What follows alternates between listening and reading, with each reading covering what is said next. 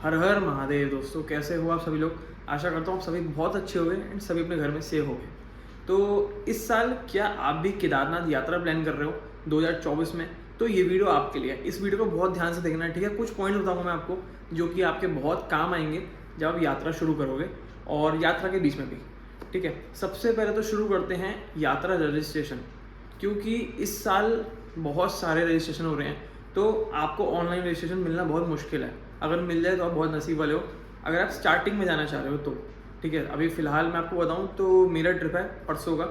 आप ये वीडियो जिस दिन देख रहे हो उसके अगले दिन ही मैं ट्रिप पे निकल रहा हूँ। ट्रिप पे क्या हूँ, सॉरी, यात्रा पे निकल रहा हूँ। और रजिस्ट्रेशन हमें ऑनलाइन नहीं मिले हैं, ठीक है। तो हम कराएंगे रजिस्ट्रेशन हरिद्वार में, क्योंकि मैं हूँ यूपी से, तो हरिद्वार से होते हुए ही जाना होता है। आप कहीं से भी हो, आपको हरिद्वार ऋषिकेश से होते हुए ही जाना पड़ेगा, रास्ता वहीं से है, ठीक है। तो आप करा सकते हो। अगर आप चाहो तो गौरीकुंड में भी करा सकते हो, जो कि आपको जहाँ पे टैक्सी मिलेगी, आपको टैक्सी लेके जाएगी, ठीक है।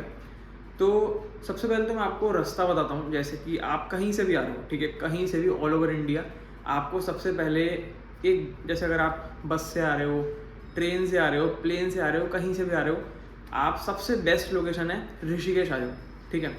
ऋषिकेश आने के बाद आपको क्या करना है, आपको सोनप्रयाग के लिए सीधा बस लेनी है, या फिर अगर आप टैक्सी लेना चाहते हो तो टैक्सी लेनी है, ले सकते हो आप, ठीक है। आपको सब कुछ अवेलेबल मिल जाएगा। टैक्सी स्टैंड बना हुआ है, बस स्टैंड बना हुआ है। ट्रेन नहीं जाती है आगे, ठीक है। आप केदारनाथ जी जाना चाहो तो बस या फिर टैक्सी, यही दो ऑप्शन होते हैं आपके पास।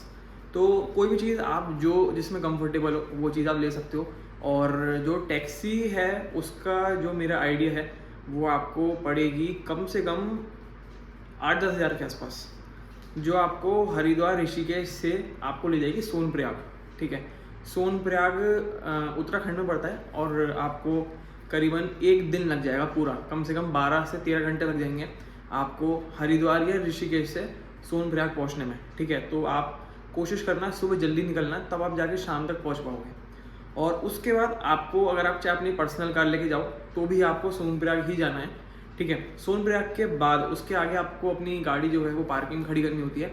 उसके आगे आप जाते हो टैक्सी में, ठीक है, जो कि 50 रुपये पर पर्सन के हिसाब से होती है और वही रेट है, ठीक है। आप चाहे किसी सीजन चले जाओ, चाहे आप स्टार्टिंग में जाओ, चाहे आप एंडिंग में जाओ, कभी भी चले जाओ, आपको 50 रुपये पर पर्सन ही मिलेगी। रेट ही वहाँ का ये है, ठीक है, फिक्स रेट है, गवर्नमेंट की टैक्स चलती है, ठीक है। तो आपको वहाँ से टैक्सी लेनी है, सोनप्रयाग से आपको ले जाएगी गौरीकुंड। अगर आप चाहो रहना वहाँ पर, मतलब आप स्टे करना चाहते हो, उसके बाद चढ़ाई करना चाहते हो, यात्रा शुरू करना चाहते हो, तो जो मेरा एक्सपीरियंस कहता है, आप सोनप्रयाग से गौरीकुंड जाओ, उसके बाद वहाँ पर स्टे करो।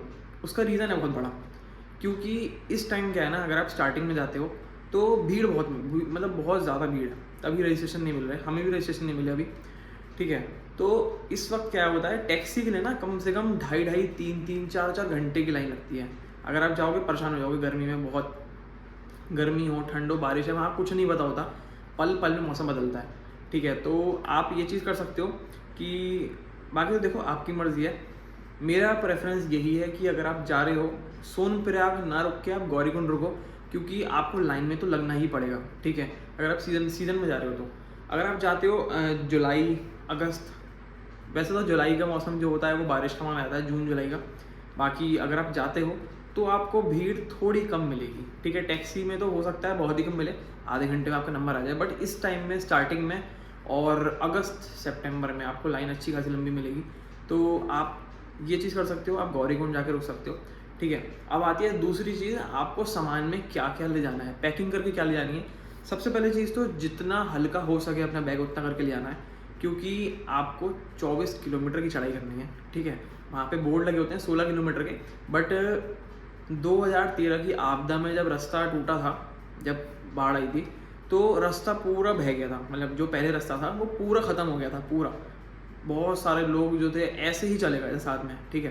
तो वो रास्ता दोबारा से बना है, जैसे कि पहले इस साइड था, लेफ़्ट साइड, अब मेन पड़ता है बीच में रामबाड़ा। 12 किलोमीटर बाद आपको मिलेगा रामबाड़ा, और वो बीच मिड पॉइंट होता है। 12 किलोमीटर आप जा चुके हो अगर आप रामबाड़ा पहुंच गए तो, उसके बाद 12 किलोमीटर और बचता है, ठीक है। और रामबाड़ा के बाद ही मेन चढ़ाई शुरू होती है।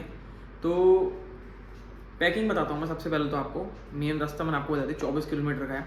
पैकिंग में कुछ चीज़ें आपको देखनी है। सबसे पहले तो आपको मेडिसिन रखनी है अपने पास, ठीक है। मेडिसिन, बेसिक मेडिसिन जैसे कि एक तो पेन रिलीफ स्प्रे रखना है, आपकी मर्ज़ी है, कोई भी रख सकते हो आप, ठीक है, पहली चीज़। दूसरी चीज़, आपको रेनकोट ज़रूर रखना है, क्योंकि वहाँ पर कुछ नहीं पता होता, किसी भी पल बारिश शुरू हो जाती है, ठीक है। आप अभी देख रहे हो धूप निकल रही है, 10 मिनट बाद ही बारिश शुरू हो जाएगी बहुत तेज़ वाली, ठीक है। तो रेनकोट दूसरी चीज़। पहली चीज़ आपको दवाई बता दी मैंने, मेडिसिन।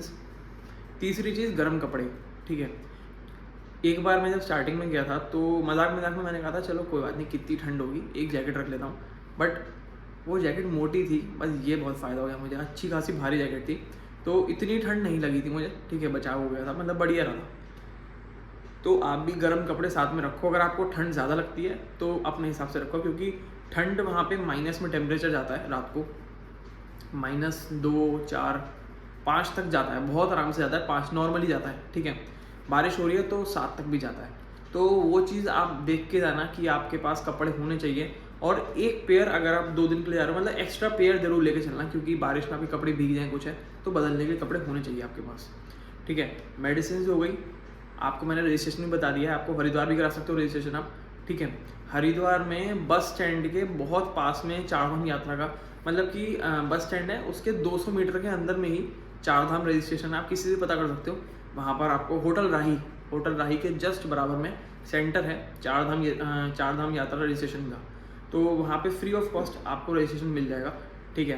ऑनलाइन रजिस्ट्रेशन अगर नहीं मिले तब भी आपको ऑफलाइन मिल जाएगा वहाँ पर। बाकी ऋषिकेश का मुझे आइडिया नहीं है, आप उस पर सर्च कर सकते हो, गूगल पे सर्च कर सकते हो। तो रजिस्ट्रेशन हो गया। अब मेन चीज़ आती है शूज़ की, ठीक है। आप ट्रैकिंग करोगे तो आपके पास शूज़ अच्छे खासे होने चाहिए, क्योंकि चढ़ाई अच्छी खासी है और रास्ता ठीक भी है, नहीं भी है, सब चीज़ें हैं, प्रॉपर बहुत बढ़िया रास्ता तो नहीं है, बट हाँ सही है। तो शूज़ अच्छे रखने हैं आपको, मतलब कि उसके कहते हैं रबड़, नीचे सोल उसका रबड़ का होना चाहिए, मतलब अच्छे ग्रिप अच्छी होनी चाहिए शूज़ की, ठीक है। उसके बाद आती है आपके पास पानी की बॉटल होनी चाहिए। उसका रीज़न बताता हूँ मैं आपको, जगह जगह पे ना आपको पानी भरने के लिए वो मिल जाएगा, क्या नाम है, टैप वगैरह मिल जाएंगे, और टैप से आप पानी भर सकते हो, बट पानी की बॉटल वहाँ पे 80 रुपये, 100 रुपये, 120 रुपये तक मिलती है। 20 रुपये की पानी की बोतल 80-100 तक भी नॉर्मली मिलेगी आपको, ठीक है। अगर आप ऑफ सीजन में भी जा रहे हो ना तो भी आपको 50-60 के आसपास तो मिलेगी, तो कोई फ़ायदा नहीं है। इससे बढ़िया अपने यहाँ पे एक बॉटल ले लो, चाहे नीचे ले लो आप, नीचे मतलब हरिद्वार साइड, वरना घर से लेके जाओ यार, सबसे बढ़िया है, ठीक है। एक कोल्ड ड्रिंक की बोतल ले लो, cold drink P low, 1 litre वाली 50 रुपये की आती है, और वही बॉटल रख लो, रास्ते में भरते रहना, ठीक है। अब सारी चीज़ें क्लियर हो गई आपको। अब मेन चीज़ बचती है आपके पास, जैसे आप चढ़ाई शुरू करोगे तो पहली बात तो जल्दबाजी नहीं दिखानी है, क्योंकि चढ़ाई आपकी जो है बहुत अच्छी खासी है, 24 किलोमीटर बहुत होता है, ठीक है, और चढ़ाई भी अच्छी खासी खड़ी है। तो आप अगर जल्दी करके जाओगे ना कि बहुत तेज तेज चल रहे हो तो बहुत जल्दी थकोगे भी, तो आराम आराम से चढ़ाई करो, ठीक है। अगर आप किसी के साथ में हो तो हल्की हल्की नॉर्मल चढ़ाई शुरू करो, नॉर्मली चढ़ाई करो, बहुत जल्दी करोगे तो बहुत जल्दी थकोगे भी, तो आराम आराम से चढ़ाई करोगे। और साथ में ग्लूकॉन डी वगैरह ले जा सकते हो आप, ग्लूकॉन डी, टैंग हो गया, जिससे कि आपको एनर्जी मिलती रहेगी, ठीक है। और चॉकलेट्स वगैरह ले सकते हो आप, ड्राई फ्रूट वगैरह ले सकते हो, जिससे कि आपको एनर्जी मिलती रहेगी प्रॉपर, और आप आराम से जाओगे, ठीक है। चढ़ाई में आपको अगर मैं बताऊँ तो नॉर्मली जो मैं गया हूँ 2 बार ही गया हूँ अभी तक, कम से कम 10 से 12 घंटे लगते हैं नॉर्मली भी, वरना कम से कम भी आप मानो तो 7-8 घंटे तो आपको लगते ही लगते हैं, ठीक है। घोड़े खच्चर वगैरह भी होते हैं वहाँ पर, अगर आप नहीं चल पाते कुछ है तो आप वो भी कर सकते हो। बाकी अगर आप स्टार्टिंग में करते हो घोड़े, और चाहे आप बीच में से करते हो, रामबाड़ा क्या करते हो, तो रेट आपको दोनों जगह एक ही मिलेगा, तो ये सोच के चढ़ना। बाकी घोड़ा नहीं करो तो ज़्यादा बढ़िया है, ठीक है, क्योंकि यार किसी जानवर को कष्ट देकर क्यों चढ़ना है, सबसे मेन चीज़ है ना। और पालकी वगैरह भी होते हैं, पालकी पिट्ठू, पालकी का रहता है 10,000 रुपये एक साइड का, और पिट्ठू का भी ऐसे ही होता है, पिट्ठू का भी 7-8 हज़ार के आसपास रहता है, तो वो आपकी प्रेफरेंस है, आप क्या चीज़ लेते हो। बाकी अभी ऊपर जाकर आप अगर बजट में चीज़ देख रहे हो, बजट में रूम वगैरह देख रहे हो रहने के लिए, तो रूम आपको महंगे मिलेंगे, कम से कम 8, अगर आप सीज़न में जा रहे हो तो 10-15 हज़ार रुपये के रूम भी मिल रहे हैं, ठीक है। तो टेंट प्रेफर कर सकते हो आप, टेंट बहुत सारे मिलेंगे आपको, बहुत सारे 500 पर पर्सन के हिसाब से आपको टेंट मिल जाएंगे, उसमें रह सकते हो आप, बहुत बेस्ट रहता है, ठीक है। कोई दिक्कत नहीं होती है, साफ़ सफाई मतलब साफ़ होता है, अच्छे होते हैं। बाकी तो आपको वहाँ पे कंबल वगैरह सब कुछ मिल जाएगा, लाइट भी मिलेगी, चार्जिंग के लिए भी पोर्ट्स वगैरह मिल जाएंगे, तो बहुत सही रहता है, ठीक है। बाकी आपको पब्लिक टॉयलेट्स में जाना पड़ेगा, बस ये है, टेंट में जाने के बाद आपको एक प्रॉपर अलग से वहाँ पे पास में आपको टॉयलेट मिल जाएगी, वहाँ जा सकते हो। और नहाने के लिए भी आपको ऐसा सच कुछ वो नहीं देंगे जिनका टेंट लोगे आप, आपको अलग से करीबन 150 रुपये की बाल्टी गर्म पानी की लेनी पड़ेगी। गर्म पानी, ठंडा पानी, जो भी पानी आपको चाहिए, आपको पानी की बाल्टी 100-150 रुपये की आती है जो वो देते हैं, आपको वो लेनी पड़ेगी नहाने के लिए, ठीक है। बाकी तो और क्या है, दर्शन करो अच्छे से, बाकी आराम आराम से जाओ, कोई जल्दबाजी नहीं है। और मैंने देखा है बहुत सारे लोग ना, जब आप पहुँचते हो मंदिर के पास तो ग्लेशियर है, 1-8 किलोमीटर पहले ग्लेशियर है, ऊपर से जैसे नदी आ रही है और पूरी जमी हुई बर्फ़ की नीचे भी आ रही है। तो मैंने पिछली बार देखा था, अभी भी वीडियो में कुछ दिनों पहले रील में देखा, लोग ऊपर चढ़े हुए हैं, ठीक है। अगर हल्का सा भी पैर फिसलता है तो आप सीधा वहाँ आओगे नीचे, और नीचे से सीधा नीचे। रेलिंग ऐसी कोई नहीं है कि आप बच जाओगे उसके अंदर, ठीक है। उसमें अच्छे खासी इतनी बड़ी बड़ी जगह है, आप जाओगे सीधा निकलते हुए नीचे चले जाओगे।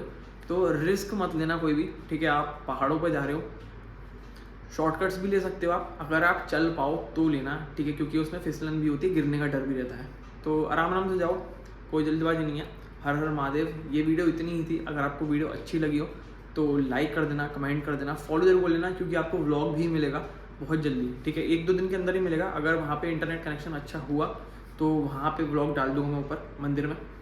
बाकी पूरा व्लॉग शूट करूँगा मैं, ठीक है, घर से लेके वहाँ तक का क्या रहता है यात्रा में, कहाँ से रजिस्ट्रेशन कराएंगे हम, सारी चीज़ मैं आपको दिखाऊँगा और मज़ा आने वाला है। फ़िलहाल तो चलते हैं, अब वीडियो एंड करते हैं, और सब्सक्राइब ज़रूर कर लेना, ठीक है। आपको इंटरेस्टिंग चीज़ें मिलती रहेंगी, इंटरेस्टिंग वीडियोज़ मिलती रहेंगी, व्लॉग्स वगैरह भी डेली मिलते रहेंगे।